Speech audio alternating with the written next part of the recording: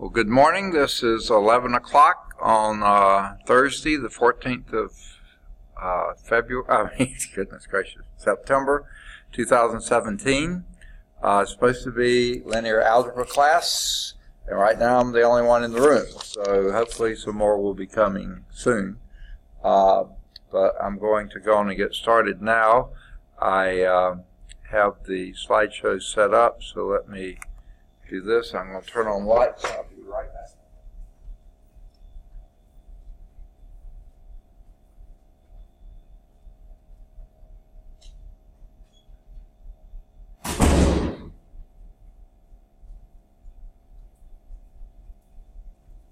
All right, I was having trouble reading the page. It's a little sunny outside, but not as bright as it sometimes is. So, anyway, we had been doing Kirchhoff's laws. And I think I put my piece of paper in the wrong place, because I'm pretty sure we had done example 6, and I think we had set up example 7, but we hadn't finished it. That's at least my memory. And y'all were going to wrap that up at home. And that finished 1.3. I think I made all the assignments in 1.3. And if you have any questions, I'll be glad to answer those. That finished chapter 1, and the review exercises, I think I suggested to you there too, odd numbers problems on that. And I would say you can work any of the first 19 odds that you want to. We didn't do those in the class because that was stuff from previous courses, but where we did start was around number 21. And fantastic, Jasmine's here, so I'm not going to be talking to myself much longer. Okay. We'll see if Kimmel comes or not. Okay. Flip on the projector and put lights across.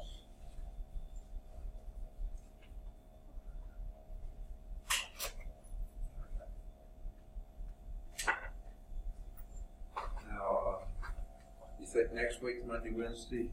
Yeah, okay. I was able to get my car. Okay. Yeah. I've been telling my other classes, even Math 100s and stuff, that I think it would be helpful, even if they don't participate in the math team, to come and see what the problems are like, and you can't do anything but help. I mean, it's because yeah, for the engineering, for those doing the fundamentals exam, anytime after their junior year, man, this is just perfect for that. So I would think so. So anyway, we'll get started. I've been telling all the classes. It may be more than just you and me, or it may be just you and me. Uh-huh. And she gave me some credits from the last year. Right. Okay. Well, if you'll bring those with you, any that you're having trouble with, we can work on those. Or if you just have questions about them, then I get the right answer to that. Is the answer provided, or I can't remember? Yeah, well, she provides them on the Blackboard. Oh, okay, right. Yeah, that's where I was going to get them off Blackboard. But if you had them copied, then I wouldn't have to go back and do Blackboard. But we'll be recording everything and putting it on YouTube videos ultimately, anyway. Okay. All right. I was just saying before, I think we finished chapter 1, didn't we? Because I think what we were on was that last really long Kirchhoff's law. Do you have the answer to it? Yeah, I can. Yeah. What's the answer? I1 was 1. Okay. Do you remember where we left off? Well, I guess it's the next section. What's that? The problem? Yeah. I know we had gotten some of it done, but we just ran out of time before we ran out of it. Yeah. I1 was 1, I2 was 2, I3 was 1, I4 was 1, I5 was 3, and I6 was 2. and those are all in amps. Those are the currents. All right, and I think I assigned all the homework exercises, didn't I? For 1.3. I mean, it's just the odds, basically. Okay, and what I couldn't remember if I had said was, well, and you know, we didn't do them all. I'm sorry, let me back up though. I think I remember going over this now. We didn't do the polynomial curve fitting, so don't sweat those unless you think you need that. They're not hard to do, they're just different. The population models, we didn't really do much, or the profit or the sales. The guided proof, it's up to you whether you want to try that or not. The calculus ones, if you want to do that, you could. But we did, I said specifically, I think we did a little bit of network analysis, but we specifically did the Kirchhoff's rules, which was 31 and 33. But you could have extended that back to any of the early ones as well. You could do the temperature or any of the others if you wanted to. If you remembered back when you did techniques of integration and did partial fractions, number 37 was one like that. Okay, and we didn't do any like the lambdas. That's basically eigenvalue type problems, or Lagrange multipliers. I'm sorry, Lagrange multipliers. Now, review exercises, that's what I was just talking about. We didn't do in class any like the first 20. I mean, we did them like that, but that was just basically review of linear equations, parametric representation, and systems of linear equations.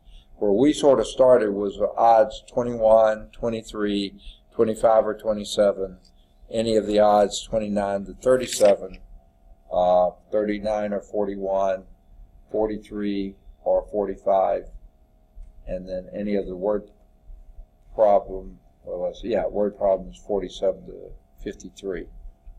If you wanted to do those for additional things. True, false, good thing to think through, but I would, don't expect to see too many of those on a test. Then problem 57 is another application type problem. Your partial fraction decomposition, if you remember back there, 59 is like those. The polynomial curve fitting only if you wanted to do those. The population studies, sales, any of those, but the ones we focused on was 67 network analysis with Kirchhoff's laws. You don't have to do those, but if you just needed more to do. Now, I also got your test copied, and I said last time I would get these to you on Tuesday, and then I wound up, I think Ms. Champion said that you were in the room when she came up. I was, okay. My apologies for not being here, but I went for my appointment. I was supposed to be there for blood work, at 9. I was there at least, well, I was there quite a bit early, but they were doing work on the parking deck. So by the time I found the parking place and got back down to, parked on the 5th level, went back down to the 2nd, and got there, I was only like 5 or 10 minutes early. I was much earlier than that originally, but the parking lot there. But I was still early. I got in there, and there were just lines. I mean, almost the whole waiting area was full. That what? My sister goes to the Kirkland Clinic too. She had sickle cells, so I already know how it is. Oh yeah, I mean, but this was the worst I had seen it, and it was like I said, I was there early, and lots of people in front of me. So I was working on stuff while I was sitting there, but almost everyone who was there ahead of me got called, and there were only like 2 people taking blood. Some people hadn't shown up, and they weren't doing it always at the same time either. So we were just piling up there, and finally most of the people got completed. One guy who had been sitting there, his wife had been back there, they left. And then this other woman over here was there, and she was still sitting there. I thought, well, maybe she's the spouse of somebody. Well, then the people who came in after I did, they started getting called. I thought, and they used to give you paperwork and you took back there. They do it all by computer now, so it just shows up back there. Well, they called one or two people that I knew I was ahead of, so I went to check, and she went through the stack. Someone had turned the stack over, and they were doing not from the top, but turned it over, and they were doing from the top now, which put me on the bottom. And she said, yeah, we have your paperwork, so I went and sat down. Well, then that lady was sitting there, who was actually ahead of me. I thought she was waiting on her spouse or father or somebody else. And so she went up, and they had lost her paperwork that hadn't come through, so she had to go back and redo that. Well, then they let her jump ahead in line, and then let another person or two that came after me do. So I went back again and said, are you sure you have my paper? They said, yeah, here it is. Well, they then got one more person that was behind me, ahead of me, and then called me. And they called us about the same time. So finally, by the time they finally got to do the blood work, even though I'd been there between 5 and 10 minutes early, I was like 25 to 30 minutes late. So then I went to the doctors and got on the list there, and they were slow. And by the time they called me, it was nowhere, way past, well, no. They let me in the room back there right before 10 o'clock. And then a woman came by to see if she could schedule a survey after my appointment. I said, well, my appointment is, unless they come in right away, it's going to be late, and I've got a class of 11, so could we do it now? And she said, well, she started, I said, well, I've got an infusion scheduled in a few weeks. At the end of the month, can you do it then? Oh, yeah, okay, that'd be a good time. So she left. Well, then in came the next person, and that was the nurse. And she did her thing, and then she left. And after a while, here came the either postdoc or nurse practitioner or something. She did her thing, and then left. I was still sitting there waiting and waiting. And finally, I finally had to go to the restroom. When I did, I saw the doctor working on the computer. And when I left the restroom coming back, he said, we'll be with you in a bit. You know, he was tied up with something. And I went back in, and it was almost 11 when he saw me. You know, it's supposed to have been at 10, almost 11. And then it didn't take super long. But there were a couple things. My blood work had finally come in. We were so much later, it finally got there. And there was one thing missing from the blood work, and he was concerned about that, but we'd have to go back and draw blood again, and that was out of the question. They waited another hour. So that was out of the question. He said, just do more blood work when you come in for your infusion. Usually if it's this close, I don't have to do blood work again. But I want to get it again, so he put the orders in. And then, so by the time I left, and I kept trying, the first part of the time I was there, my computer was working. And my computer always worked, but I could get to the UAB Wi-Fi, public Wi-Fi. It was slow, but it was working. But after a while, it was even slower, but it wasn't working. I could get on the Wi-Fi, but it had no internet access. You know, I thought, well, what's the point of it then, you know? And I kept trying everything I could to try to, finally I gave up on that. So I couldn't email anybody. And so I tried to call, and inside Kirkland Clinic, most of the phone service is completely dead because there's lots of metal around there and signals just don't get through. I was on the interior, so I couldn't call anybody. So finally I was on my way out of the building, and I got Miss Champion, but then she lost the signal, so I had to wait till I got out of the parking deck, had paid and everything, and got out to my vehicle, and then I called her, and by this time, it was well past 11. I said, it's going to take me 45 minutes to get there. If there's anyone still in the classroom, we're not going to have more than 15 minutes, you of class. So she telling me, well, she came up, and when I got on campus, I stopped by to see her. She said, yeah, there was one woman in there. She was working on a problem and said she finished the problem, and if the guy came in, she would tell him. So I told her there was only 2 in the class. So anyway, sorry. I thought for sure I was going to be back shortly after 11. I didn't get back until it was shortly before noon. So I did get back. I had good traffic, so I got back, and we would have had a little more than 15 minutes left, but that would have been all. So anyway, sorry about that. So anyway, that's my sad story. Let's go from the current slide. All right, we're beginning chapter 2 then. Did we start anything on chapter 2 last time? No, I don't think so. Okay. Yeah, because we were finishing that one problem. All right. Chapter 2 is matrices. Now, we've already been doing matrices, but now we're going to get some of the properties and principles of matrices. Okay? The first is going to be, the 2.1 is operations with matrices, and the first concept we hit is equality of matrices. Let's say, and a little bit of background. Usually we represent matrices by an uppercase letter, like capital A, capital B, or capital C, something like that. Could be something else, but usually it's something like that. Okay? Then we have the elements of the matrix. Okay? So you can represent a matrix by, let me get my pen activated here. The system is slow. There we go. Okay. You can represent a matrix first by uppercase letter. A, B, C, any letter. Uppercase. Oh, I'm sorry.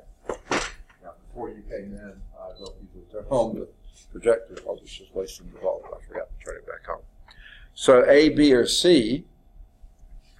You can also represent a matrix by the corresponding element, A, and we'll put IJ, or B, IJ, or C, lowercase c, IJ. Okay? Now, what do the IJ stand for? Yeah, the rows and columns. So this would be AIJ could represent A11, A12, A13, A14, A22, A23, all the way up. So the I's are the number of row that you're in, and the J is the column you're in. So if capital A is an N by M matrix, N rows, N columns, then the I's could go from 1 to,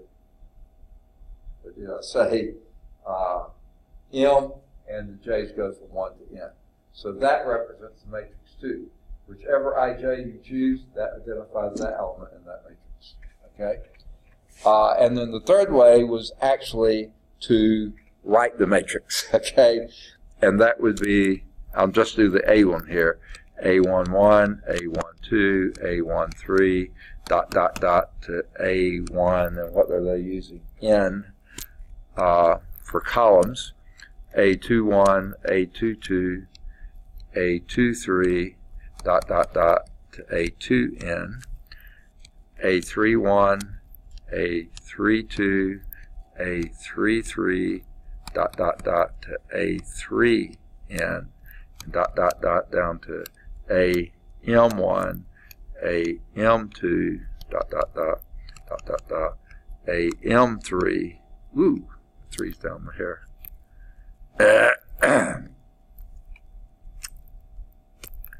Dot, dot, dot, dot, dot, dot, everywhere, dot, dot, okay, A, M, N.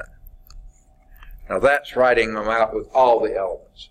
Whereas this stands for this, where I goes anywhere from 1 to M, J goes anywhere from 1 to N. So that represents this little simple notation here inside the bracket represents this whole thing, depending on how big A is. Okay. Now, the first concept we hit then, that's how we represent matrices. First concept is how we talk about two matrices being equal. So two matrices, A, and A will be just like we did here, Aij, and B, which will be represented by little b, ij, okay? These two are equal, okay? Two things have to be true. The first one is they have to be the same size. If A is an M by N, meaning M rows, N columns, B also has to be precisely an M by N. Can't be N by M, it can't be any other size, it has to be exactly the same number of rows, exactly the same number of columns. So that's one thing that has to be true for them to be equal. Of course, they'd have to be the same size. The other thing is for every I and J, where I goes from 1 to M, J goes from 1 to N, then for every A, I, J, the B, same I, same J, would have to be identically the same. Absolutely the same for every ij in the thing. So that's for all the i's from 1 to M and all your j's from 1 to N. Okay? Every one of them. Point by point by point, entry by entry by entry, they all have to be identical. Okay? So, let's look at example 1. Pretty simple stuff. Okay? Let's consider 4 matrices. Here's matrix A. That was a pretty ugly A. Pretty simple matrix. 1, 2, 3, 4. Here's matrix B. 1, 3. Okay, here's matrix C. 1, 3. Here's matrix D. Oops. 1, 2, X4. Okay. Now, 1 and B equal? A and B equal? Yeah. No, not even the same size. So A and B is not equal, A and C is not equal. A and D, they could be equal if one thing happens. And what's that? If X is equal to 3, those are identically equal. If X is anything but 3, no, they're not. Okay? 3.1 or 2.99999, not equal. They have to be identically the same. X equal negative 3, no. Okay? They have to be X equal 3 on the nose. How about B and C? Could those be equal? No, they're different sizes. Even though they have the same elements, the first is a column vector, a 2 by 1. The second is a row vector, 1 by 2. They're not the same size. They have 2 elements, that's true, but they're not the same size. One's a 2 by 1, the other's a 1 by 2. And then certainly they would be equal to D equal. So you're absolutely right. A and B are not equal, different sizes. B and C are not equal because they actually are different sizes too. Okay, Kimmel's here. And by the way, did you come Tuesday? You did. Sorry about that. No, you're all right. Yeah, I was in the doctor's office. Well, everything went late. The blood work, I was early, okay? The blood work went late. I think people were late coming in because of the rain and stuff we had had. I don't know why, but I've never been that late before there. I was on time. I was early. They were running so late, and they, even when I was there in the waiting line, they started letting people go ahead of me. They got their paperwork crossed up, and they were missing some paperwork. They had mine, but they had me at the bottom of the stack, not at the top. And finally, by the time I finished the blood work, I was running about 25 minutes late, though I had been between 5 and 10 minutes early. By the time they finished, I was running 25 minutes late. Then went to wait in the doctor outside the doctor's office, and they didn't let me in until right at time for it to start. And I sat there, and somebody came by doing a survey or asking about a survey. Yeah. They left. Then the nurse came by sometime later. She did her thing, and she left.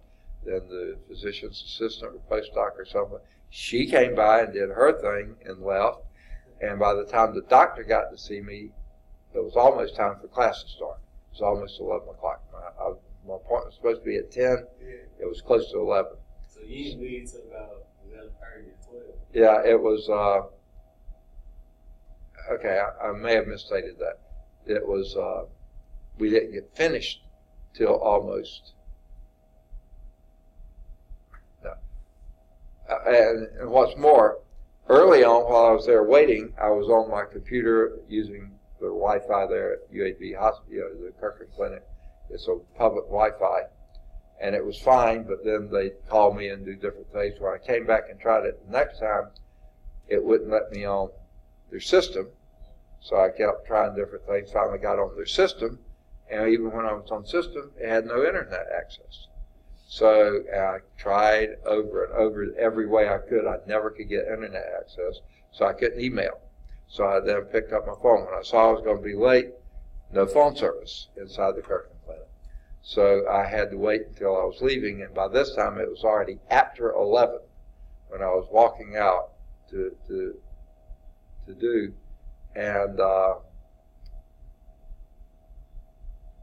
And finally, by the time I had checked out and everything and got completely through, finally I was able to call Miss Champion when I got to the parking deck and tell her, and she came up. I guess you had already gone by then. I think I was here until around 11:40. Yeah. I didn't get her until so. Huh? I tried to wait a minute too. Oh, you already got that message, that memo? Well, somebody had came up here. Okay. Yeah. Yeah, I came and I think it was around this time I came in maybe, and I sat here for about 20 minutes. Yeah. Well, when I was finally able to get Miss Champion, she called and came up, and Jasmine was here. I didn't find that out till later, but by then it was already well after 11, and probably do you remember what time that was? 11:15. It was like 11:15, 11:30. Because I remember you had said you were going to be a little late, so I came like 11:20. Okay, so it must have been probably about 11:30 when she got here, when Miss Champion was able to get up here and let her know. And then that was when I was leaving the Kirkland Clinic. Usually takes me about 45 minutes, but I had pretty decent traffic, and so I got here a little before 12. But I mean, that would have been 15 minutes of class. It just wasn't worth it. So, but anyway, I couldn't email, I couldn't call, I couldn't do anything until I got out, and by that time it was probably 11:15, 11:30, and then Miss Champion came up. So it was so frustrating. I felt so bad. All right, we just finished example 1 on page 40 and 2. Oh, by the way, because you did get here today, you win a prize. Here's the first test. Okay. All right. Congratulations. Way to go. All right. Yes. Just think if you had not come today. Okay. Never mind. We won't even think of thoughts like that. Okay. So we finished chapter 1. There's the test. We're starting chapter 2. We just finished example 1. You can listen to it there. Now, a few other things. I've already mentioned this. I mentioned this word before, and I'll say it again now. I've got an extra mark in there I don't need. This is part of example 1, but I mentioned this vector here, B, is sometimes called a column matrix because all of the entries are in one column. Okay? It also could be called a column vector because one of its dimensions is 1. This is a 2 by 1. Okay? C, on the other hand, is called a row matrix because it only has one row in it. Okay? It could have 15 entries in it, but all in one row. That would be a row matrix. It can also be called a row vector. Okay? So anytime that you only have one column or one row, the column is called a column vector, or column matrix, or a column vector. The row would be called a row matrix or row vector. Okay? So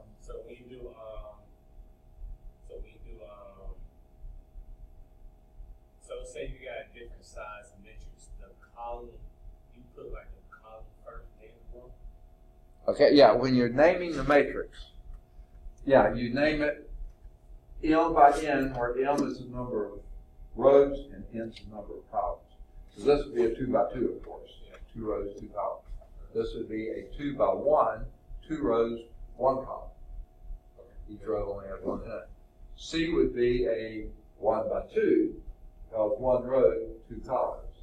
And D is another 2 by 2, that's 1, 2, that's 4. It's 20 hour ring, so it's got a column there. Yeah, that's how we name matrices.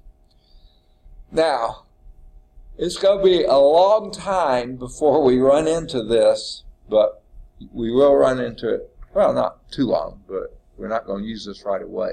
Let's go back to that matrix A. Well, we could do something they call a partitioning and split this into two column vectors or column matrix, okay? And we could they call the first one A1 and the second one A2, okay? Where A1 is the column vector 1, 3, and A2 is the column vector 2, 4, okay? Then we could say the matrix A is the matrix made up of column vector or column matrix A1 partitioned with A2. Okay. Now, we have been calling those lowercase letters the entries.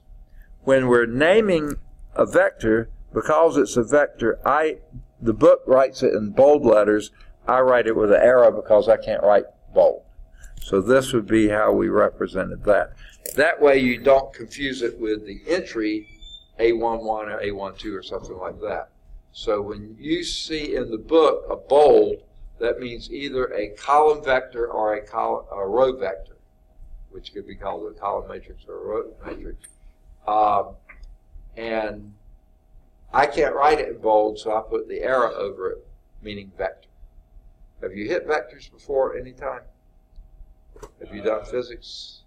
I have. I've been familiar around all of this before in a kind of engineering class. Right. Okay. Yeah. Then you would have hit some vectors. Trig, you hit vectors a little bit, probably. Okay. So that's the notation for that. The book uses bold letters. I use that. Now, the book also uses, where I use a dotted line to indicate a partitioning, the book is using a pale blue line. Well, it didn't pale blue.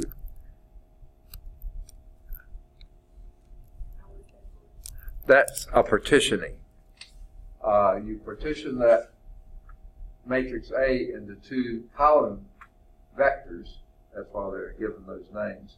And then you can say that matrix A is the partition of A1, column vector A1, which is 1, 3, and column vector 2, 4, which is A2, and then you have exactly that here. Okay? It's just kind of a shorthand way of writing so you don't have to write all the elements down. Again, we're not going to use it right away. We'll use it sometime later. And we don't really use it that much. There's just a few times it's convenient to use that shorthand notation. All right. So we've talked about matrix equality. To be equal, two things have to be true. Same size exactly. Okay? Number two, each element in the corresponding matrices have to be identical. So the size has to be identical and each element has to be identical. Okay? Now, can we then add two matrices? The answer is yes, as long as they are of the same size. Okay? So if A, let me get back to dark. Okay? If matrix A is this matrix Aij, and matrix B is that matrix Bij, where the i's and j's are precisely the same values. I going from 1 to m, j going from 1 to n. In both of those, they're precisely the same size. Okay? They don't have to have the same entries, but they're the same size. Then what do we do to add them? Well, first, they have to be the same size. We'll call it m by n. Both of these have to be m by n. If they're not, you can't add them. They have to be the same size. Okay? And to add them, what you do is the vector A plus, matrix A plus matrix B would be consisting of the elements Aij plus Bij. Okay? What does that mean? If you got two matrices identical sizes. Different entries, but identical sizes. The first entry here plus the first entry here becomes the first entry of the sum. Second entry here plus the second entry here becomes the second entry of the sum. The third, and you go like this for every row, every column, the corresponding entries. You have to have the same, exactly the same number. That means that they are the same size, and then you just add entry by entry. So all that's a lot of blah, blah, blah. Let's actually do them. I think you'll see it's a pretty simple concept. Okay? Here's vector, matrix A. -1, 2, 0, 1. Here's matrix B. 1, 3, -1, 2. Can you add those two matrices? Yes, they're the same size identically. What size is the sum going to be? The same size identically. What will the entries in that one be?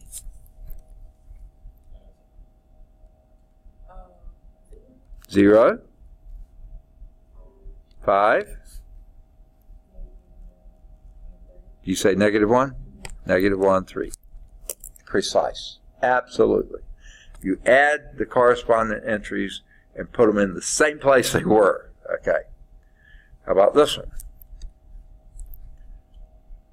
0, 1, -2. 1, 2, 3. Add to that matrix 0, 0, 0, 0, 0, 0.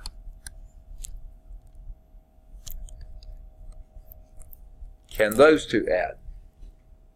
Yeah, they're precisely the same size. They're both 2 by 3 matrices. So what's the sum? 0, 1, -2, 1, 2, 3. Okay? Now, do we have a special name for this matrix here?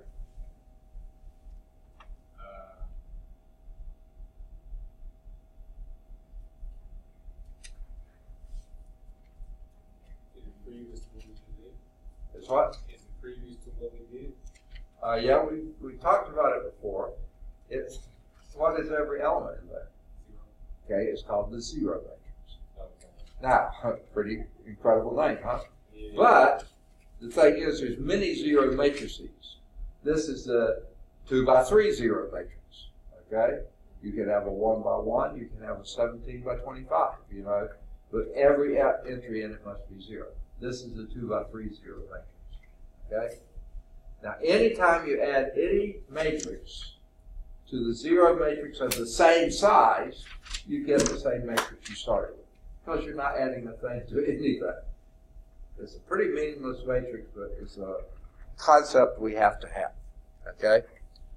Now let's do C. That's 1, -3, -2 plus -1, 3, 2. What does this produce? Second? Yeah. 0, 0, 0. Okay? That produces the zero matrix, the 3 by 1 zero matrix, because both of these are 3 by 1 matrices. We could also call that a 3 by 1 column matrix or a column vector, either one. But the one thing we notice here is that this matrix is exactly the opposite of that matrix. Every element is exactly opposite, so that we get that. So we do call that the negative of the other matrix. Okay? Now that's going to lead to another concept. There's one more they do here, and this is this one. 2, 1, 0 plus 4, 0, 1, and add to that 0, 1, -1, 3. What's the sum of those two matrices? Second? Okay, undefined. You cannot add them because they're different sizes. The first one's a 2 by 3, the second one's a 2 by 2. You can't add two matrices that are different sizes at all. So undetermined, undefined, either of those would be fine. You just can't do it. Now, when working with matrices, real numbers are often referred to as scalars. If you're not part of a matrix or part of a vector, we call it a scalar. Okay? To multiply a matrix by a scalar, C, you multiply every entry in that matrix by C. Not just one row, not just one column. Every entry gets multiplied by that C. Okay? So, let's clear what we've got here. I'm sorry, I think I must run out of blood sugar about this time of the morning, because all of a sudden it just went up. First two classes, lots of energy. About midway through this one, it's all spent. It's all gone, it seems like. I don't know. What's that? Well, that's the thing. It's probably not enough. I got to bed about 10:30 last night. I got up about 5:15 this morning. So, yeah, it runs out, you know. But frankly, once I eat lunch and start my next class, I'm good again. So I'm going to have to stop scheduling 3 back to back to back, because it just wears me. I mean, I do. Oh, you scheduling? Huh? I said you scheduling. Yeah, I'm the department chair. But it's the only way I can fit them in. Okay, either that or I'd have to do lunch now and then do this class followed by a 4.5-hour class. That would be bad too. So this is split up a little bit better. Well, neither one of them's good. Okay. All right. So let's look then at scalar multiplication. This is the next concept. Let's let A be this vector, Aij, where Ij runs from 1 to M and J runs from 1 to N. So this makes this an M by N matrix. And C is a scalar. Lowercase c is just the number C, scalar. Then the scalar multiple of A by C is also an M by N matrix. So CA would also be an M by N matrix. Okay? but its elements, each one of them is multiplied by C. C times I, Aij. So the first entry would be multiplied by C, the second one by C, the third one, the second row, C, C, C, yeah. All of them are multiplied by C, okay? And this is what we mean by C times the matrix, okay? Now, C can also be the number -1. So if you multiply -1 times the matrix A, let me just write A, this would mean basically the same thing as -A, which means -Aij. Okay, every entry is negated. If that entry was negative already, when you negate it, it becomes positive. Okay, so it changes the signs of every entry in there. And yeah, yeah. If -1 times A, you can express that as just -A. Just like with a variable. You don't have to say -1x, you say -x. You said -1 times A? -1 times A. The scalar -1, that's your C, times the matrix A, that would just be, you can shorthand that to say -A, that would be multiplying that -1 times each one of those elements. I got you. Okay. And as we saw in the earlier example, in the C above, when you add the matrix A plus the negative of A, then you're going to get the zero matrix. Okay? And you need some way to write that that's a matrix. They bold it, so I'm going to put an arrow over it, even though it's not, in this case, it happened to have been a vector, but it would be the matrix. All right. Now,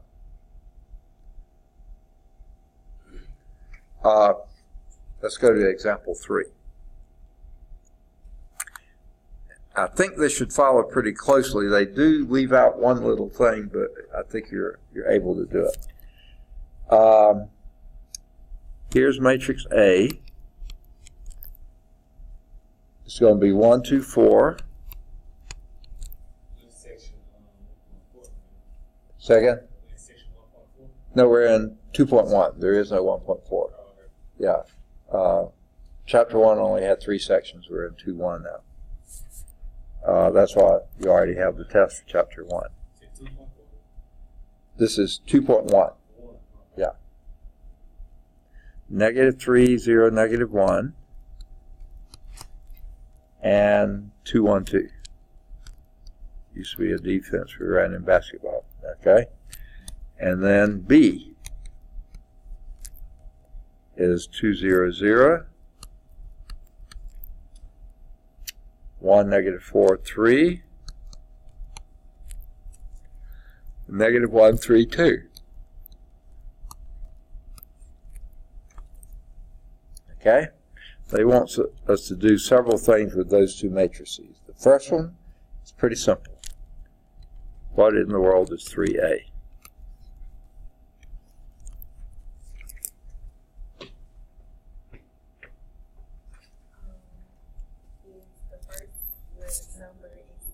Three, 6, 12, -9, 0, -3. Is that what you said?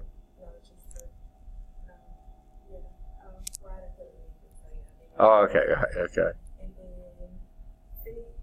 6,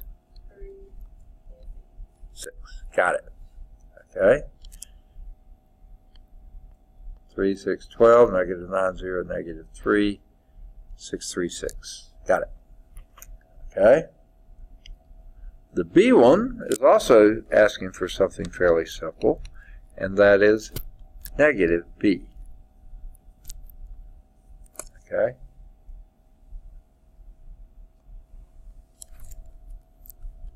What would be -B?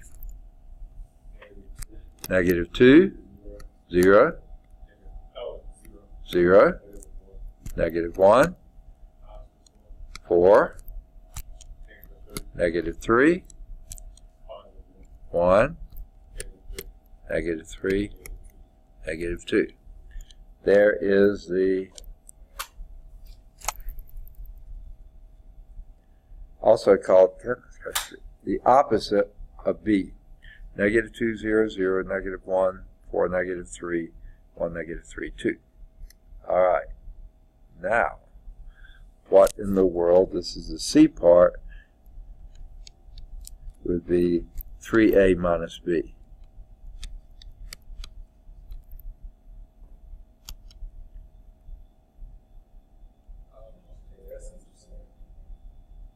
It's what? The first one is 5, right? Okay. Yeah. No, not 5. Okay. Basically, what we've got here, 3A is this one. Yeah. That's minus B. So basically, you just add those two together. So 3 times A minus that. So it'd be 3 minus 2 is 1. 6, 12, negative 10. No. Second one over there is a 4. That's a 0. That's a 4.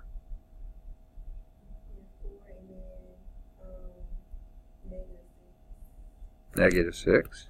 Okay. Say again? 7. Okay, I can't hear well. 0, 4. Okay. Now,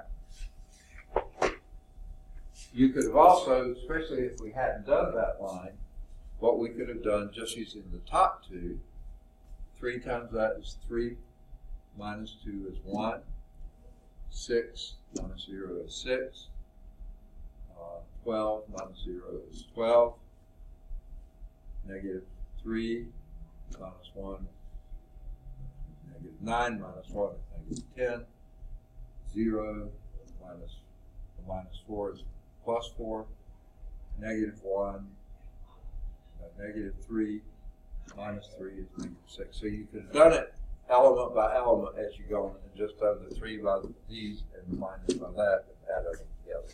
So, why that first number makes you not a 5? what's that? Why the first number makes you not a 5 instead of 1? Okay. Okay. This is negative B. Yeah. That's already negative B. So 3A minus B is just this entry plus that entry. So for your negative signs, the negative signs pretty much just minus. Okay, yeah. I already did the minus there, so now we're adding. If we hadn't done that one, it would have been 3 times this one, 3, minus this one, then it'd be a minus 2, that's still 1. I guess. Yeah, yeah. It's just they had us do it that way, which usually you don't. Usually you just do it the way I was saying at the end. If you don't have that middle step there, you just do it that way. But you have to be careful about it. One little mistake will just screw up everything. All right. So they got 1, 6, 12, negative 10, 0, negative 6, 7, 0, 4. Excellent. All right. Now, we've multiplied a scalar by a matrix, and that makes sense. You multiply each element. But the question is, can you multiply a matrix by matrix? We've added 2 matrices together. That is, if they're the same size. We can subtract 2 matrices by adding the opposite of a matrix. They have to, again, be the same size. Can you multiply 2 matrices? It sure seems like you should be able to, but the rules are a little different, okay? Number 1, they don't have to be the same size. In fact, sometimes if you have the same size matrix, you can't multiply. Other times you can, but okay. Size does matter, though, and we'll get to see how that is in a minute. But let's start with a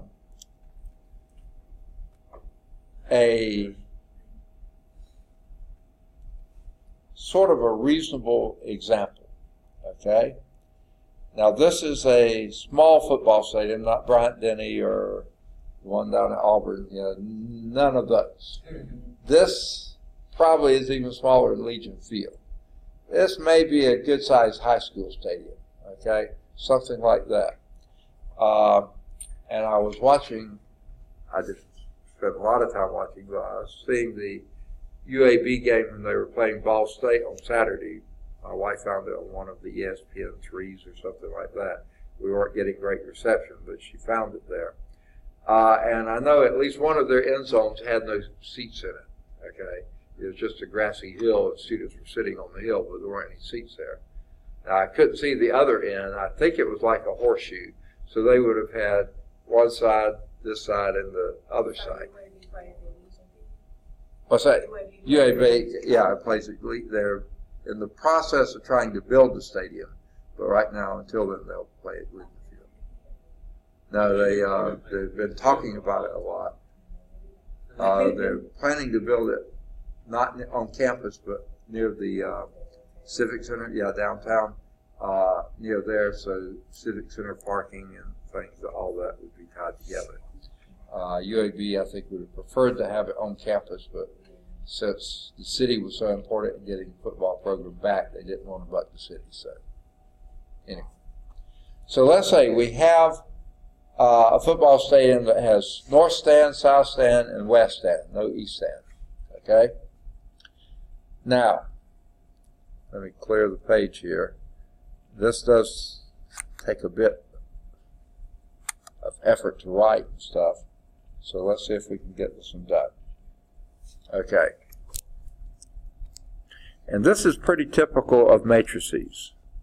Okay? Each row stands for something. Here the row stands for the concession stands, and these stand in these things. This will be the south stand, the north stand, and the west stand. There is no east stand. Okay? The columns will represent peanuts, hot dogs, and sodas. Okay? This must have been written somewhere else. We call them Cokes. No, I'm just kidding. Okay. Drinks or whatever. Okay. And this is the selling price. Okay? But the selling price refers to the peanuts, the hot dogs, and the sodas. Okay? Or drinks. Or Cokes. Okay. Never mind. Okay. Now, this is the number of items sold. The south stand sold 120 bags of peanuts, 250 hot dogs, and 305 sodas or drinks. Okay? The north stand sold 207 bags of peanuts, 140 hot dogs, and 419 sodas. Okay? The west stands were smaller. They only sold 29 bags of peanuts, 120 hot dogs, and 190 drinks or sodas. All right. Now the selling price was $2 for a bag of peanuts, $3 for a hot dog, and $2.75 for a drink. What a rip. Okay? And usually they are at these places. Okay? Even basketball games and stuff, you can pay out of the nose for food that you get there. Okay. Now, if these were this, it does make sense to say, how much money does the south stands make? Well, they saw 120 bags of peanuts for $2 each, 250 hot dogs for $3 each, 305 sodas for $2.75 each. Okay? The north stands sold 207 bags of peanuts for $2 each, 140 hot dogs for $3 each, 419 sodas for $2.75 each. And the west stands, they sold 29 bags of peanuts for $2 each, 120. So you get out of here the total, sales from these things, and that's how you do it. And that was a multiplication problem, wasn't it? But notice what you had. These two matrices are nowhere close to the same size. Well, close. There's one thing in common. That first matrix, what would you say its size was? 3 by 3, right? What was the second one? 3 by 1. Okay? And if we had done this, okay, and done like I said, 2 times 120 would be $240 plus $750, and then you have to do it with a calculator to get the 275 in there. But done all that and added that up, you would have had a dollar amount, and they did it in the text, $1828.75.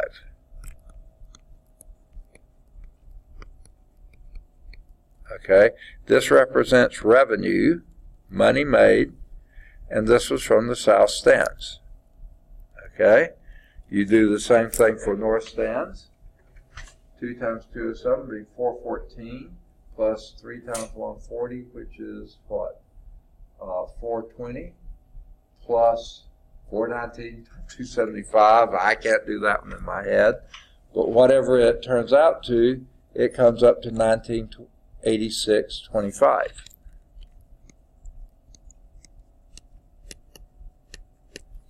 Okay, and this would have been the north stands, how much money they brought in. And the poor little west stands over there, 2 times 29 would be $58, 3 times 120 would be $360, and then whatever the other one is, what I can't do that one in my head, $940.50. Okay. See. Yeah, I guess that's making sense. Okay. That would have been the west stand revenue. Okay. Now, notice here the rows of this matrix are the same as the rows of that matrix, and the column of this matrix is the same value. These are dollars, $2, $3, and $2.75. So this was money, and that's money. Okay. What you lost in there was what was peanuts, what was hot dogs, and what was sodas, because you multiplied those together. So really what's happening here, and notice your answer here is a 3 by 1, and this is literally how you get that. If the inner two numbers here are the same, the second number of the first one and the first number of the second one, if those are the same, wipe them out, and your product is going to be the remaining numbers, a 3 by 1. That's how you multiply matrices, okay? And it's going to be a two-handed type deal, okay? And I'll show you my technique. I'll first show you their definition, okay? So let me clear this off the screen. And here's the definition. If A matrix, and that's going to be Aij, where I is the number of rows and J is the number of columns, and that's an M by N matrix. Okay? B, okay, is going to be represented by entry B, little b, and I do not like the fact they call this Ij. That just sort of irritates me. To me, this should be JK. Now, they're okay saying that, but I don't believe it. B has to be an N by the, what do they call it? P matrix? Yeah, P matrix. Okay? All right. Didn't dot my J there. Okay. Then the product matrix, if you multiply these two together, the product matrix is going to be AB. And what will that AB be? Okay. First, what size will it be? These two have to be the same. The number of columns for the first matrix has to equal the number of rows of the second matrix, or else you can't do it. So your product matrix will be an M by P matrix. Okay? And I don't like the way they do it, but this way, I goes from 1 to M, J goes from 1 to N, and K goes from 1.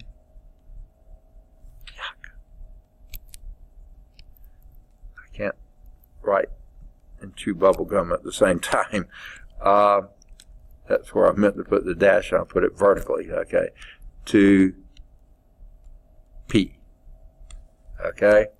That's why I don't like to use the same IJ there as IJ there, because that I is different from this I.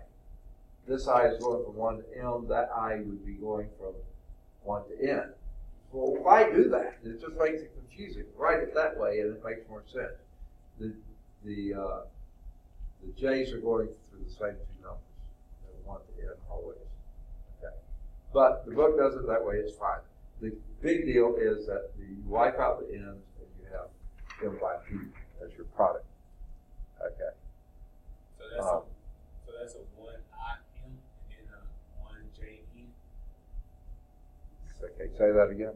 So there's a 1 I M and then a. No. Okay. 1 is less than or equal to I is less than or equal. That means that I is in between 1 and M. Okay. J is in between 1 and N. K is in between 1 and P. Now, they don't write it that way, but I think it makes more sense to. Okay. You said in the first matrix, the rows in the first matrix and the columns in the second matrix have to cancel out in order to. No, okay. I say they sort of have to cancel out, but to get the size, they cancel out. But they don't really. What they do, they really multiply out. Okay. But you're saying those have to be the same. Yeah. To multiply. The number of, this is columns here, the number of rows there, they have to be the same in order to multiply. Okay, you can't multiply them otherwise. Okay. And I like to use the concept of canceling out so you get what your product matrix is. Okay, now they say this is, and they introduce a new letter here, C, I, and they call it IJ. I would call it IK, okay? Just to keep things consistent, okay? And then they write down what that CIK is. CIK, they call it IJ, I call it IK, is equal to the sum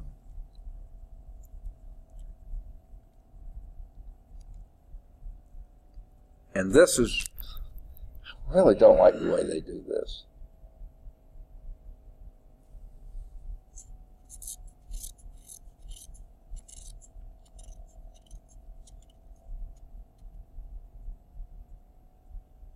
Okay. They're just not being very consistent here. But I'm going to say J equal 1 to N. Okay? They do K. Okay? It's all right. And that'd be A, I, J, B, J, K. Where they do A, I, K, B, K, J. Which I find a little disconcerting. Which means, and I'll just put a few of them down. A, I1, B1K, plus A, I2, B2K, plus A, I3, B3K, plus dot, dot, dot. And then the last one you get to is a I, N, B, N. They put J, I put K. Okay. Now, to me, looking at this, reading it, it almost makes my head spin. You know, what is keep, you know, and stuff like this. I think if we actually do it, it'll make a lot more sense. So let's do example 4. Hopefully we'll have time to finish it. It really isn't that bad. Okay? All right. Here's matrix A. It's -1, 3, 4, -2, 5, 0. Here's matrix B. It's -3, 2,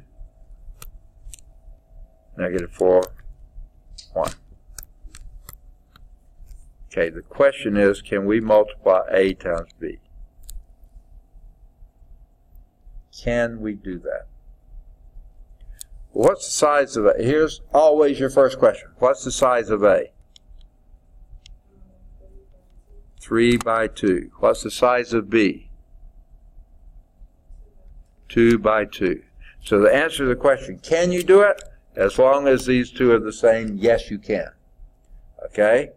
The next question is, what's the size of the product?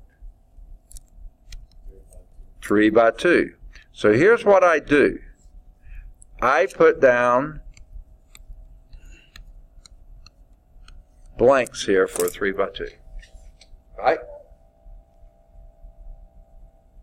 Now, here's how I suggest you do it. You don't have to. If you find a better way, do it. What is the entry that represents? What entry do you call this? The 1, first row, first column, right? It's the 1, 1 entry. Okay? Now, to get this 1, 1 entry, you take the first row of this one and multiply it by the first column of that one. To get row 1, column 1, do row 1 times column 1, right? So that would be, I don't know where I need to get to, you can both see. That would be 3. Yeah, positive 3. Yeah. -12. What does that add to? Oh, 3 plus -12? -9. -9. So there's your entry for that first one, -9. Okay? What position is this one? Second row, no. First row. First row, Second row. second column. So you again use the first row here, but this time use the second column there. And this will be, -2. +3. which will be +1. +1. So this entry here is 1. Okay? What's the name of this one? Second row. And, First column. okay, so we use second row, first column. That would be -12. +8. -4. You got it. You see how y'all are doing really great on this. Okay? First time. What's the name of this entry? Second row. Second column. So you use Second row. second column. Okay, that would be +8. -2. +6. +6. Fantastic. Okay? And what's this entry? Third row. Third row, First column. first column. So you use, -15. okay, okay, you already do it, -15. 0. So that's -15. You see? And, ooh, goodness, that's ugly. Okay. Let me clean that up. My thing collapsed on me when I was trying to write. I'm trying to do it from standing up, and it just doesn't do nicely. Okay, and what's that last entry? What? Yeah, well, what is it? Third row? Only 2. Second column. So it's third row. Is what? Yeah. Third row times second column. Okay, so that would be 10. All right, you just multiplied your first two matrices, right? Let's see what they got. It took them the whole page, but they got negative 9.1, negative 4.6, negative 15.10. Way to go. Make sense? All right, there's a little blurb here on Arthur Cayley, British mathematician. He was credited with giving an abstract definition of a matrix. Cambridge University graduate, a lawyer by profession. He began his groundbreaking work, blah, blah, blah. Now, two Americans, Benjamin Pierce and his son Charles Pierce, are credited with developing matrix algebra. So if you don't like this stuff, blame them. Okay, no, okay. Any one of those three names would be potential paper topics, or how did they go about doing this, or anything else like that. That would be a potential paper topic. All right. We will start next time, because I think we've just run out of time, at the top of page 44. Okay? And we will do that and then proceed. Let me erase this one so I won't get confused next time. Okay. That'll be at least the fourth time I've taught this from this book, because I see 4 different errors on the page now. All right, good deal. Any questions? All right, well, have a good weekend. Now, one suggestion, though. Let's next week meet more than once, okay? All right, never mind. I'm just kidding. Okay. Okay. Yeah. These one class a week classes, you just get way far behind. So we'll begin next time on page 44, 2.1. Good deal. And be working on your test. Remember, you have at least a week to do it. So it's technically not due until next Thursday. If you need more time, you can take it. But there are 2 reasons I give you a week to do it. Number one, that always gives you a chance to ask questions. Like if you go home and start working on it, say, I don't even know what they mean by this. Okay, I don't think you'll have that. You can come and ask a question. But secondly, it gives you a weekend to work on it. So I always like to do that too. So we'll see you Tuesday. I'll see you tomorrow. No, Monday. Okay, right. Good deal.